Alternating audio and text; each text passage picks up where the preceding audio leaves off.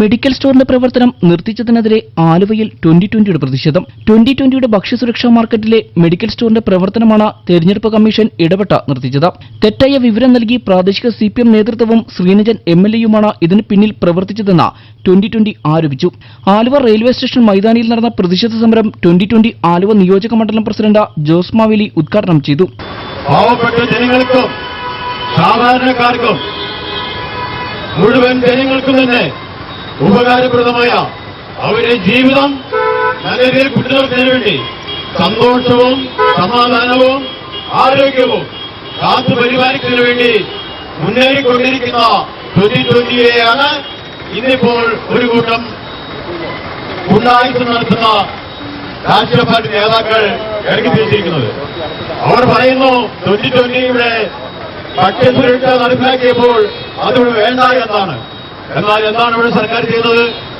ഇവിടുത്തെ സപ്ലൈകോ റേഷൻ സമ്പ്രദായം ഏത് നിലവിൽ നോക്കിയാലും അതെല്ലാം പാടുവരലാണ്. അവിടെയെല്ലാം അഴിമതിയാണ്. നല്ല ഇനം അരി അവിടെ കിട്ടുന്നുണ്ടോ? എന്തെങ്കിലും വില കൊടുത്ത സാധനം കിട്ടുന്നുണ്ടോ? ആളുകൾ ജോലി കഴിഞ്ഞ് അവിടെ പോയി ക്യൂ നിന്ന് വൈകുന്നേരമാകുമ്പോൾ കാര്യപാത്രവുമായി മടങ്ങുകയാണ് സ്ഥിതി. ഇതിനൊരു പരിഹാരമായിട്ടാണ് ജനങ്ങൾക്ക് വേണ്ടി, ജനങ്ങളെ രക്ഷയ്ക്ക് വേണ്ടി 2020 എന്ന രാഷ്ട്രീയ പാർട്ടി ഇപ്പോൾ നമ്മുടെ മുൻപിൽ നിൽക്കാൻ വേണ്ടി വന്നിരിക്കുന്നത്, നമ്മളെ രക്ഷിക്കാൻ വേണ്ടി വന്നിരിക്കുന്നത്. ആ രക്ഷാമാർഗത്തെ തടയുന്നവർ അവർക്കൊന്നും മാപ്പില്ലായിനി.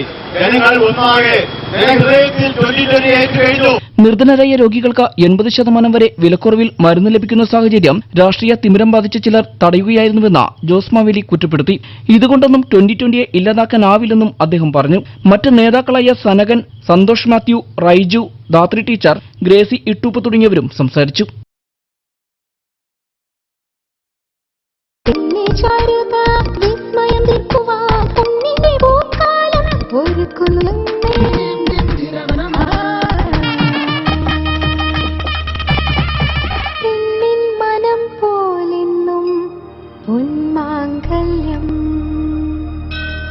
Bobby Chamanur International Jeweler.